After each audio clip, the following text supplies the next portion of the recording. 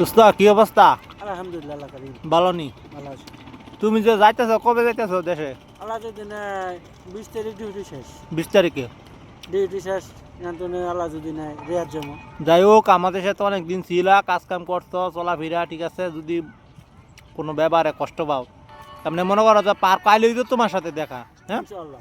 তোমার লোক কত মজা করছি, আমি করছি, হ্যাঁ মনে করো যে যদি কোনো কষ্ট পায় তো মাফ করে দিও। আলহামদুলিল্লাহ আল্লাহ করিম। তুমি আমার মাফ করো। তোমার প্রতি আমার কোনো অভিমান নাই, বুঝো নাই? আচ্ছা আলহামদুলিল্লাহ।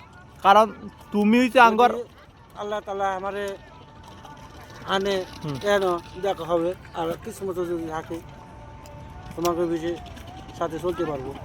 আল্লাহ তাআলা যাই হোক, ইনশাল্লাহ দেশে যাও, সুন্দর মতো যাও, আল্লাহ পাক সুন্দর মতো নিয়োগ দোয়া করি যাতে কোনো দুর্ঘটনা না হয়, ঠিক আছে?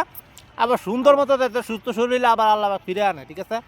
আচ্ছা আচ্ছা আল্লাহ কাছে। এটাই চাওয়া। আর দোস্ত তোমার খুব মিস করবো আসলে, সত্যি জানো, কারণ পার্ক আইলে তোমার আর দেখতাম না। না আসলে মন থেকে কইতেছি, ঠিক আছে?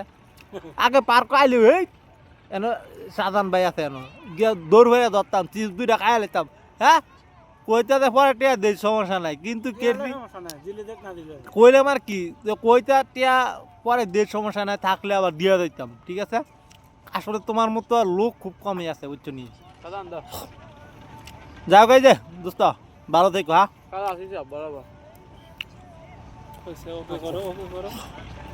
ঠিক আছে, ভালো থেকো, হ্যাঁ।